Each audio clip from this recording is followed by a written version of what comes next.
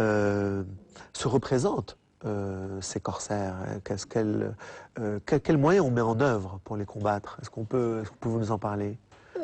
Les moyens sont importants? Oui, des moyens très importants. Ce qu'on appelle la contre-course. Ils ont pratiqué une contre-course active.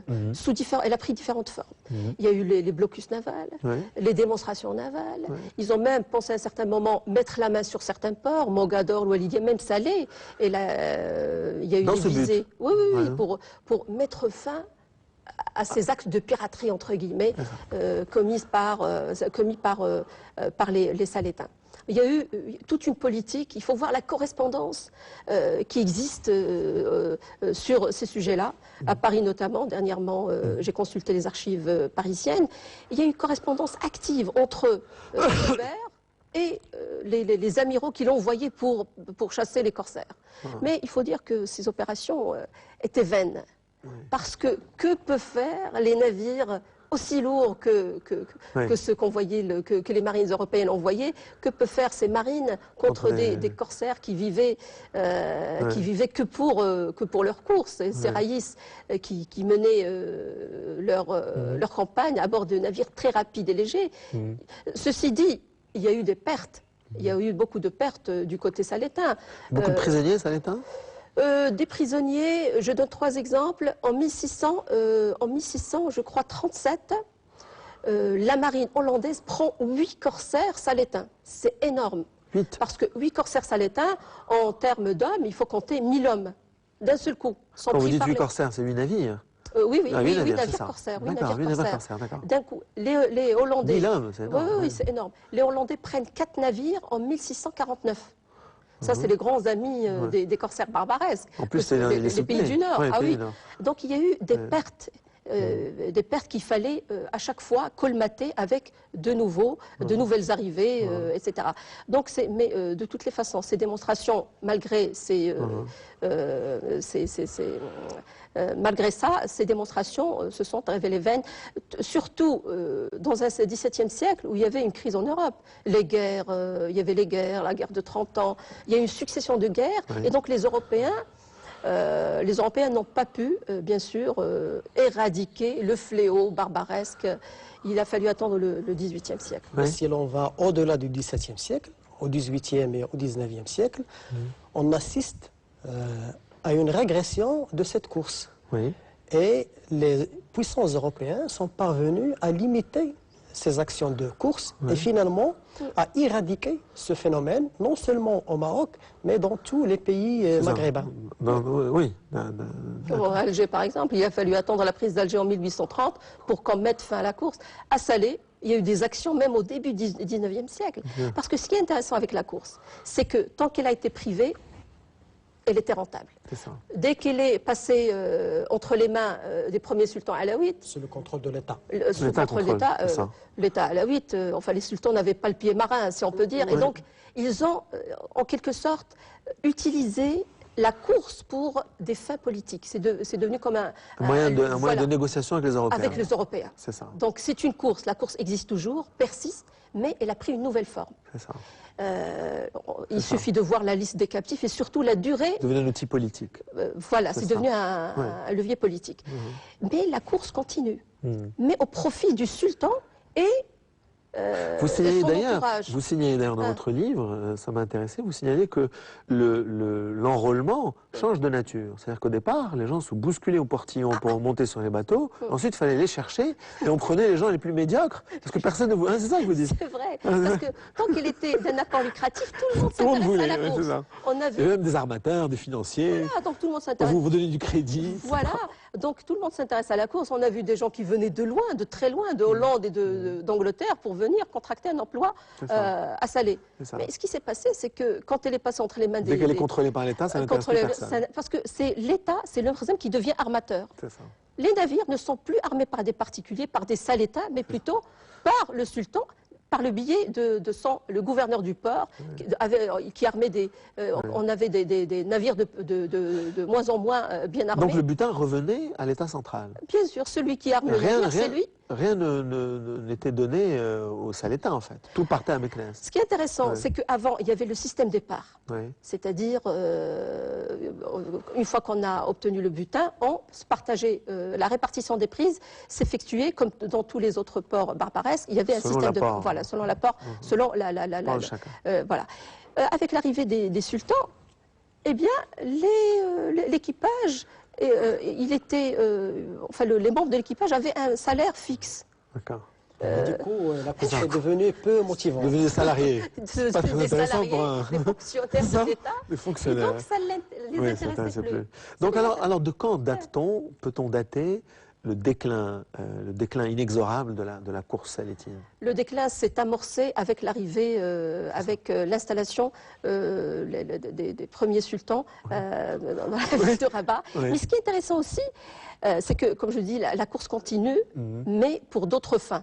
C'est pas du tout les mêmes. La course en elle-même, c'est une activité économique. Du moment où c'est plus rentable, ça n'intéresse ni les armateurs ni l'équipage. Par la suite, ce qui est intéressant, c'est qu'il fallait attendre. C'est un peu comme tout à l'heure M. Houbaïda le disait. La course a besoin d'un terrain où il y a des guerres civiles, etc. Après la mort de Ahmed Mansour, les Marocains se sont rués rués à la mer. Il a fallu attendre la mort du sultan Moulay Ismaïl pour qu'il y ait un intérêt nouveau pour la chose maritime. Et, pardon. En fait, par rapport à cette question de déclin, il est vrai que le déclin s'est amorcé à la fin du XVIIe siècle, quand la course est passée sous le contrôle de l'État, c'est vrai, mais aussi avec la fondation de la ville d'Essaouira, qui a attiré vers elle une grande part du commerce avec l'Europe au XVIIIe siècle. Justement, mais la création de la ville d'Essaouira, elle est aussi motivée par des raisons de course, non? À cause de l'ensablement, non? Disons qu'il y a eu d'autres priorités avec l'arrivée du sultan Sidi Mohamed Blabla après cette guerre civile, parce que, comme je disais tout à l'heure, avec la mort du sultan Moulay Ismaïl, il y a eu 30 ans, ce qu'on appelle la période de l'interrègne, il y a eu des guerres civiles qui ont duré une trentaine d'années. Et donc, pendant ces 30 dernières années, les Salétains ont repris leur destin en main, leur destin maritime en main, et ils ont commencé à armer en course. Il y a même le témoignage le consul français à Cadix qui le dit clairement. En 1733, il le dit, les gens de Salé ne vivent que de la mer. Je crois que ça veut tout dire. Et donc, avec l'arrivée de Sidi Mohamed Blabla, c'est vrai que la course reprend de nouveau, mais c'est une autre forme de course. Parce que le sultan, il a signé des traités. Il est tenu par les traités. Voilà, et donc il était obligé en quelque sorte de respecter. D'accord, il ne reste plus beaucoup de temps. J'aimerais bien qu'on parle quand même d'un volet important, qui est celui des captifs et de la manière dont ils étaient traités. Parce qu'effectivement, on a tendance à imaginer que on les traitait de manière barbare, alors que ce n'est pas vrai. D'après d'après votre enquête, on leur accorde des droits. Je sais pas, qu'est-ce que vous n'êtes pas. Disons que ils sont à la fois traités de manière rude, mais en même temps, ils ont des hôpitaux à eux. On accepte qu'ils aient des aumôniers. Ils ont leur propre organisation sociale avec un chef qui les représente. Justement, contrairement à la légende noire, qu'on a l'image du captif maltraité, enchaîné. C'est pas du tout. Enfin, je vais pas dire, je vais pas généraliser. Disons que c'est plus nuancé que la propagande anti-barbaresque. Voilà. Mais ce qui est intéressant, moi je reprendrai une conclusion de mon directeur de thèse, le grand historien maritimiste André Disbert, qui est spécialiste des galériens. Il a travaillé notamment sur les Turcs qui ramaient sur les galères de Louis XIV. Il disait, au XVIIe siècle, au XVIIIe, il vaudrait mieux être un captif chrétien en terre d'islam que d'être un captif musulman en terre chrétienne. Oui, bon. Ça veut tout dire. Ça résume tout. Voilà. Non, mais c'est vrai. Ils étaient plus heureux. Par exemple, les cachots, quand les geôles musulmanes, ben, c'était des murs, des hauts murs, disons, il y avait une hauteur de plafond importante, ils pouvaient circuler, ils mangeaient plus ou moins à leur faim, c'était pas, disons, ils n'étaient pas maltraités de façon cruelle. Non, c'est pas du tout l'image qu'on a de classique, qu'on a du captif. C'est pas tellement votre période, ça, oui. Enfin, mais je suis tout à fait d'accord avec les Lamziane. Non, c'est pas du tout l'image qu'on a du captif. Les captifs, déjà, ils travaillaient pour gagner, pour pouvoir se rançonner. Hein, donc, pour pouvoir se rançonner, donc ils gagnaient. Déjà, c'est des gens qui travaillent et qui touchent un salaire. D'accord. Et c'était les Juifs qui étaient tenus de payer les salaires aux captifs pour pouvoir se libérer. Ce n'est pas le cas des musulmans qui végétaient dans les bagnes européens. Donc voilà. Mais je vais terminer par un point qui paraît tout à fait important, c'est la question des sources. Parce que comme tout historien qui se respecte, la question des sources est très importante. Bien sûr. Donc pour écrire sur des thématiques touchant à la mer, mais aussi sur l'histoire économique et sociale du Maroc, il faut absolument passer par les archives européenne, surtout pour cette période. C'est-à-dire que vous avez travaillé essentiellement dans les bibliothèques espagnoles, néerlandaises, donc, françaises. Hein, voilà, ça c'est grâce. Les sources marocaines sont plutôt indigentes pour la période considérée. Et pour les sujets aussi. Hein, on a très peu de choses sur le maritime pour le XVIIe. On commence à voir des choses à partir de la deuxième moitié du XVIIIe, mais pour le XVIIe, il y a très peu de choses. Pour travailler sur le XVIIe, il faut aller dans les archives espagnoles, italiennes, françaises et hollandaises. Les archives anglaises aussi, mais je n'ai pas eu le temps de les dépouiller. Moi aussi, je voudrais terminer sur cette note. Madame Leila Lamziane a le mérite de consulter non seulement les archives arabes qui existent au Maroc, mais aussi, et de manière consistante, les archives européennes, les archives de Hollande, de France, de Madrid, et ce qui a donné de l'intérêt à cette étude. Voilà. Bien sûr. Alors il y a une question, comme ça, peut-être un peu tendance, un peu à la mode, que j'ai envie de vous poser. Bon, le thème de la piraterie, des corsaires, des forbans, des flibustiers, etc. Ça a intéressé beaucoup le cinéma, la littérature. Hein. Il y a eu les Pirates des Caraïbes, il y a eu il y a eu le fameux évidemment les révoltés du Bounty, etc. Et on peut dire que en Europe et en Occident de manière générale, la légende du pirate ou du corsaire est une légende positive, plus ou moins positive. Elle est romantique, etc. Alors que chez nous, je sais pas, vous vous interrogez un Slaoui, il ne va pas s'enorgueillir beaucoup de l'existence de la piraterie salétine. Disons, les corsaires, sont perçus de manière un peu dépréciative.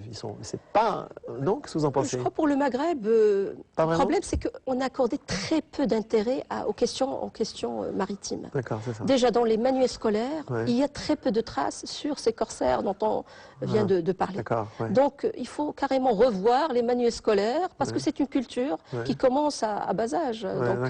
Donc il faut réfléchir à cette question-là pour introduire ces thématiques. Il faudrait faire un film sur les corsaires de Salé. J'ai entendu parler d'un film sur les frères Barberousse. Pour les Slaouis, on attend toujours. Ça pourrait intéresser les cinéastes marocains. Bien sûr, absolument. Absolument, il y a largement de quoi faire. Il y a de l'information et de la matière. Absolument. J'espère qu'on... Il y a un musée maritime à l'Aqsma des Oudaya. Il y a un musée maritime. Enfin. D'accord.